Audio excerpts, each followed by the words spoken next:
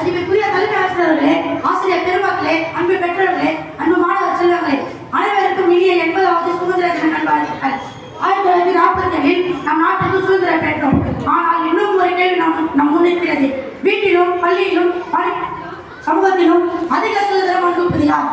சுதந்திர இந்தியாவில் அதிக வெற்றி பெற்றது யார்? பெண்களா ஆண்களா?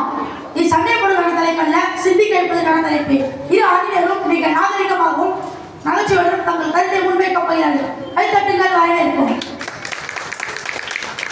நடுவரே, எதிரணியினரே, ஆண்களுக்கு தான் அதிக சுதந்திரம் என்று சொல்கிறார்கள். நான் ஒரு சின்ன கேள்வி கேட்கிறேன். ஒரு குழந்தை பிறந்தவுடன் முதலில் அம்மா என்று அழைக்கிறது. ஒரு குடும்பத்தின் முதல் ஆசிரியர் யார்? பெண். ஒரு குடும்பத்தின் முதல் மருத்துவர் யார்? பெண். ஒரு குடும்பத்தின் முதல் நிர்வாகி யார்? பெண்.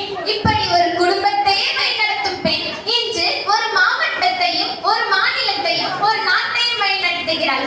அப்படி இருக்க பெண்களுக்கு சுதந்திரம் இல்லை என்று சொல்வது உண்மையை மறைப்பதல்லவா?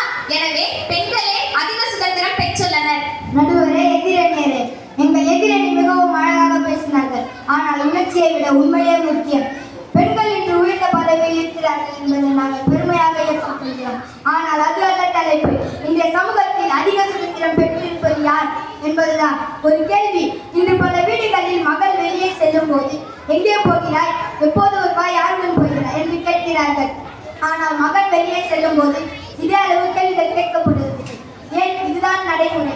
எதிரே நீங்கள் சட்டத்தில் இருக்கும் சுதந்திரத்தை பேசுகிறீர்கள், நாங்கள் வாழ்க்கையில் இருக்கும் சுதந்திரத்தை பேசுகிறோம். எனவே ஆண்களுக்கு அதிக சுதந்திரம் உள்ளது. நடுவரே, எதிரணி சொல்கிறார் பெண்களிடம் அதிக கேள்விகள் கேட்கிறார்கள் என்று. அது சுதந்திரத்தை பறிப்பதற்கல்ல, பாதுகாப்புக்காக. ஒரு பெண்ணின் பாதுகாப்பை பற்றி குடும்பம் கவலைப்படுவது அவளுடைய திறமையை மறுப்பதல்ல. மேலும் ஒரு காலத்தில் பெண் பள்ளிக்கு செல்வதே பெரிய விஷயம். இன்று மருத்துவராக இருக்கிறார், விஞ்ஞானியாக இருக்கிறார், காவல்துறை அதிகாரியாக இருக்கிறார், விமானத்தை இயக்குகிறார், நாட்டின் எல்லையை காக்குகிறார். எதிரணியினரே, வாய்ப்பு கிடைத்த இடமெல்லாம் பெண் வெற்றி பெறுகிறார். இதற்கு பெயர் சுதந்திரம் இல்லையா? எனவே பெண்களே அதிக சுதந்திரம் பெற்றுள்ளனர். நடுவரே, எதிரணியரே, பெண்களின் சாதனையை நாங்கள் ஒருபோதும் மறக்கவில்லை. ஆனால் சிலர் சாதிப்பதை வைத்து அனைவரையும் சுதந்திரமாக இருக்கிறார்கள் என்று சொல்ல முடியாது. ஆனால் ஒரு கேள்வி, இன்று பல பெண்கள் தங்கள் விரும்பிய படிப்பை தேர்ந்தெடுக்க முடியாமல் இருக்கிறார்களா? தங்கள் விரும்பிய வேலையை செய்ய முடியாமல் இருக்கிறார்களா? தங்கள் விரும்பிய நேரத்தில் வெளியே செல்ல முடியாமல் இருக்கிறார்களா? பதில் ஆம் என்பதுதான். எனவே சுதந்திரம் வளர்ந்து கொண்டிருக்கிறது. அதிக சுதந்திரம் யாருக்கு என்ற கேள்விக்கு நடைமுறையில் இன்னும் ஆண்களுக்கு அதிக சுதந்திரம் உள்ளது. நடுவரே, எதிரணி ஒரு வார்த்தையை திரும்ப திரும்ப சொல்கிறார், நடைமுறை நடைமுறை என்று. நானும் நடைமுறையைத்தான் பேசுகிறேன். ஒரு காலத்தில் பெண் வீட்டை விட்டு வெளியே வரக்கூடாது என்றார்கள். இன்று பள்ளியின் தலைமை ஆசிரியராக இருக்கிறார், மாவட்ட ஆட்சியராக இருக்கிறார், விண்வெளி வீராங்கனையாக இருக்கிறார். இது நடைமுறை இல்லையா? எதிரணியினரே, நேற்றைய பெண் அனுமதி கேட்டால் இன்றைய பெண் தன் திறமையால் வாய்ப்பை பெற்றுக் கொள்கிறார். எனவே பெண்களே அதிக சுதந்திரம் பெற்றுள்ளனர். நடுவரே, எதிரணியரே, எதிரணி நேற்று இன்று என்று பேசுகிறார்கள். நாங்களும் நாளை இன்னும் சிறப்பாக இருக்க வேண்டும் என்பதை விரும்புகிறோம்.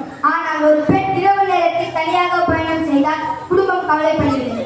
ஒரு ஆண் இரவு நேரத்தில் பயணம் செய்தால் அதே அளவு கவலைப்படுகிறது. ஏன் இந்த வேறுபாடு? இந்த வேறுபாடு இருக்கும் வரை அதிக சுதந்திரம் பெண்களுக்கு வந்துவிட்டது என்று சொல்ல முடியாது. எனவே ஆண்களுக்கு அதிக சுதந்திரம் உள்ளது. நடுவரே, எதிரணி சொல்கிறார் பெண்களுக்கு இன்னும் முழு சுதந்திரம் கிடைக்கவில்லை என்று. அதை நாங்களும் மறுக்கவில்லை. ஆனால் தலைப்பு பெண்கள் சுதந்திரமாக இருக்கிறார்களா என்பதல்ல, அதிக சுதந்திரம் பெற்றிருப்பது யார் என்பதுதான். இன்று ஒரு பெண் கல்வியில் முன்னிலை, வேலையில் முன்னிலை, விளையாட்டில் முன்னிலை, அறிவியலில் முன்னிலை. எதிரணியினரே, ஒரு பெண் வெற்றி பெற்றால் ஒரு குடும்பம் உயர்கிறது. 1000 பெண்கள் உயர்ந்தால் ஒரு நாடே உயர்கிறது. அதனால் தான் மகாகவி பாரதியார் அவர்கள் சொன்னார், பட்டங்கள் ஆள்வதும் சட்டங்கள் செய்வதும் பாரினில் பெண்கள் நடத்த வந்தோம். அந்த கனவு இன்று நினைவாகிறது. எனவே பெண்களே அதிக சுதந்திரம் பெற்றுள்ளனர்.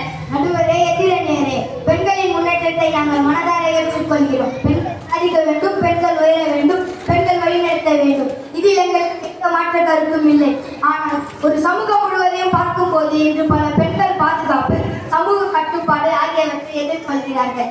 அந்த நிலை மாற வேண்டும். அது மாறும் வரை அதிக சுதந்திரம் யாருக்கு என்ற கேள்வி என் பதில் ஆண்களுக்கு.